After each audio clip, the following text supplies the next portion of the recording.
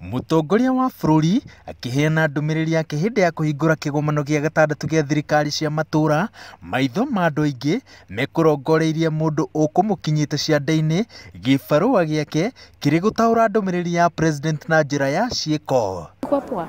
And I'm so humbled, and I'm glad that I had the support of my fellow interpreters who came through for each and everyone by swapping and taking turns. So it was a good experience. Ritwa rĩake nĩ Yoalan Zale na nĩ mũmemerekia na njĩra ya ciĩko ceceni-inĩ ya Citizen TV. Hii vita hatutaishinda kwa mazishi, kwa harusi, sijui wapi.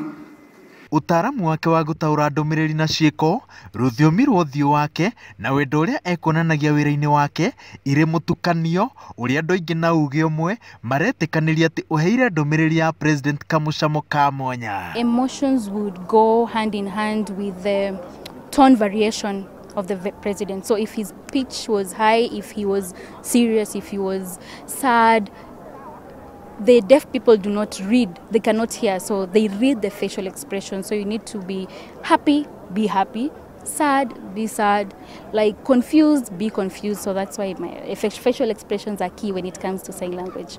Magongona-inĩ maingĩ ma gĩkĩro gĩkĩ ataũria ndũmĩrĩri na njĩra ya ciĩko maigagwo keheri-inĩ, no ũmũthĩ moima mbica-inĩ ĩmwe na o mwaria. Turerwo atĩ he handũ hegũkinyĩte, makerwo atĩ maikare haraya na aria, no President Uhuru Kenyatta athana atĩ o mwaria na mũtaũri wake mahutanie ciande.